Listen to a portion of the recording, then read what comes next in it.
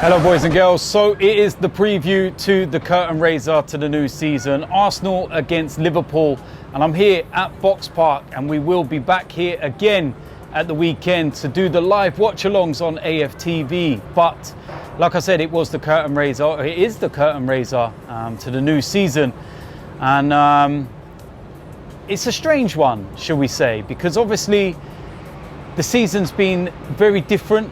And you're looking at this one, there's not really much of a turnaround from the end. It's been about 3 weeks since we were here winning the cup final against Chelsea. Liverpool, of course, they're the Premier League champions. It's going to be a really tough game. I know we beat them in the Premier League before we won the cup final, but this is a different one. I think that the intensity of this game might be a little bit different in comparison to that game. It also depends what players are back available. Liverpool's preparation to pre-season is a little bit more advanced than Arsenal's because they went back into pre-season training a week before us. Now I know a lot of people will say it's only a week, but a week is a long time, and a week to prepare and get those players ready for the new season for Jurgen Klopp will be a big advantage in comparison to what he's had to do at Arsenal for Mikel Arteta. And we will look at the players that have just returned, players that, you know, possibly out of the door. Will we risk anyone? It's going to be interesting. We have played one game already, do remember that. We played MK Dons, and I know you will laugh and you will say it's only MK Dons, but we played a game, and I do think that it's going to be pretty much the same lineup because of personnel. There's certain players that you're looking at and thinking, will they be involved because they may well be out of the door? What's going to happen to Alexandre Lacazette? Is he going to be involved? What's going to happen to Kolasinac, for example? Will Mesut Ozil get a run out? Seems like the perfect game to maybe give Mesut Ozil a run out, but maybe not. He wasn't involved at all in the MK Dons game.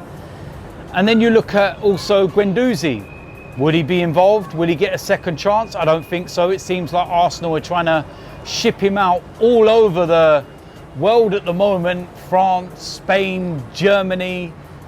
They're just trying to get rid of him. I think in terms of the new signings, you're probably only going to see Saliba. Gabriel, at the time of this recording, has still not been announced as an Arsenal player, and I put my neck on the line by revealing the announcement video. I think it's all done and dusted. He has had his medical, he has signed. We're just waiting for Arsenal's media team to put together an elaborate video which lasts about 10 seconds just to officially announce it. But yeah, he's not going to be involved because, of course, he will have to stick to quarantine rules, which is he's just came over from France. He has to quarantine for 14 days. There's no sign of a Thomas Partey. There's no sign of a Coutinho. So you're going to have to make do with what we got, and maybe the likes of Mohamed Elneny returning. I never thought I'd see the day that Mohamed Elneny was returning and playing a game for Arsenal at Wembley, but I think that may well happen.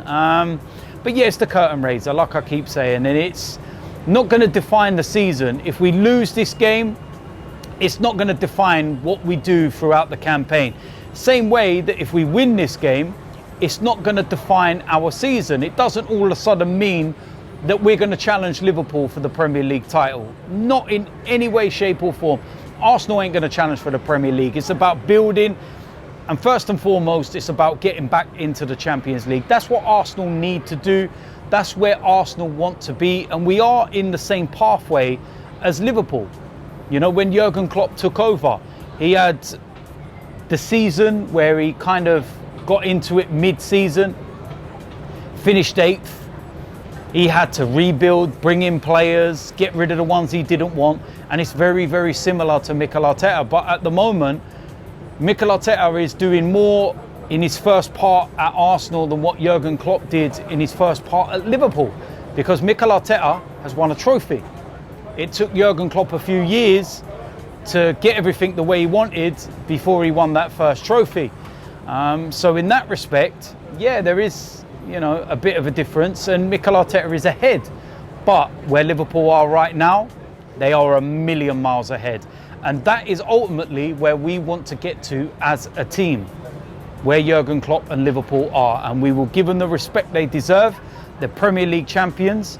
They're no longer current Champions League champions, because that's now Bayern Munich. But they were former champions, World Club champions. They've got an unbelievable side. They've got the likes of Virgil van Dijk.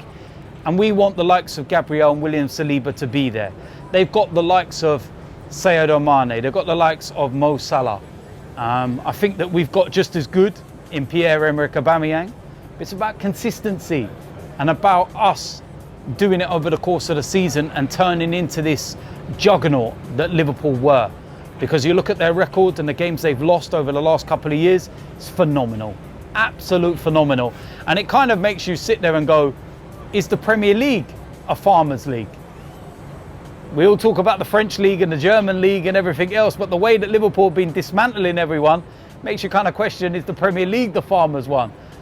But yeah, it's going to be interesting. Team lineup, like I said, is going to be key, and we're going to go and get into that team lineup. Starting off in goal, I'm going to go with Leno. I don't know what Emi Martinez's situation is coming back from holiday and everything else, but for me, Leno is still the number one. Back from his injury, fully fit, and it's the perfect game to put him in. And then we will see what happens when the league starts in a couple of weeks' time. But for this game, I'm going to go with Leno. Now, the back line, I'm going to go with a 3. And I do think at the moment, until the window shuts and Mikel Arteta gets in what he wants and he can start to integrate it properly, we're going to go with what we had, which is a 3 in the back. Now, we've got some injuries. Mustafi, he's not going to be back till October time. Sokratis looks like he's on his way to Italy. So we're going to have to go with the new lad, Saliba. Got 45 minutes against MK Dons, but this is the big test. We can all praise him for that game, but now we need to see how he does in this one, because Liverpool is going to be a different kettle of fish, and I'm interested to see how he does in this game. But I'm going to go with Saliba on the right of that 3. Now, in the middle of the 3, I'm going to go with David Luiz, and I think that he plays better in a 3.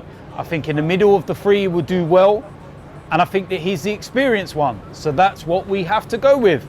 In the left of that 3, I'm going to go with Kieran Tierney.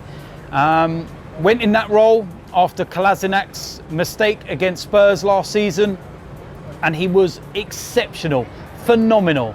And I look at that and I think to myself, yeah, absolutely no problems in any way, shape or form. Kieran Tierney goes into that back 3. Now, in the wing back positions on the right hand side, I'm going to go with Cedric. And I don't think Hector's back. I'm not sure that Ainsley will be used on that side, if he's still an Arsenal player, that is. So I will go with Cedric. He needs minutes, he needs games. And there were spells against MK Dons where he looked decent. So I will go with him there. On the left of that wing-back position, I'm going to go with Ainsley Maitland-Niles. Now, of course, this does depend on him still being an Arsenal player. We know that he's had a bid from Wolves. It hasn't been accepted, etc., etc. But I think he will still be an Arsenal player for this game, so I'm going to play him there. Now, in the middle, I'm going to go with Granit Xhaka first of all. Pretty straightforward decision, to be honest with you. Vice-captain by the looks of things behind Pierre-Emerick Aubameyang. And he's going to have to be the one that anchors everything and does the job. Pretty straightforward. Now, alongside him, Mohamed Elneny. I never thought I'd see the day that Mohamed Elneny would be in an Arsenal team again, and especially not at Wembley against Liverpool. But Dani Ceballos, his situation is not sorted out at the moment, so he is currently a Real Madrid player, which means he's not going to be involved in this one. So, yeah, he's going to have to just get in amongst it, do well. Scored against MK Dons, brilliant goal, by the way. But yeah, I'll go with Mohamed Elneny for this one, and we will see what happens with him. On the right of the attacking 3, I'm going to go with Saka. Not ideal playing on the right. I don't really like him there, but I don't know what the Pepe situation is at the moment. I don't know whether he's back. I don't know whether he's in training. I don't think it's enough for him to be playing in this. So I'm going to go with Saka based on the fact that he did play against MK Dons. On the left of that 3, I'm going to go with Pierre-Emerick Aubameyang, captain, and needs must for this at the moment. I do think he will go more central as we go on. But for this game, I'm going to go with Pierre-Emerick Aubameyang. Now, up front, as the main striker, I'm going to go with Eddie Nketiah. Again, based on the MK Dons game, and Lacazette, we don't know what's happening to him. Is he going to go to Atletico Madrid? Is he still going to be here? I don't know his situation with returning from training and everything else. So I'm going to go with what I know is available, and that's Eddie Nketiah. So there we go. That is it. That is the predicted lineup. I think that's a strong team. It'd be very interesting to see what Liverpool go with, whether Virgil van Dijk and whatnot will be available. Now, like I said, we are at Box Park. We will be doing the watch along for the game. So keep an eye out on that one for AFTV. There will be a player ratings. There's my usual DTs daily and everything else. And then hopefully I can finally release some of them welcome videos because they're loaded and they're waiting. If you're new around here, hit the subscribe button, smash a like on this video, and I will see you lot soon. I'm out of here.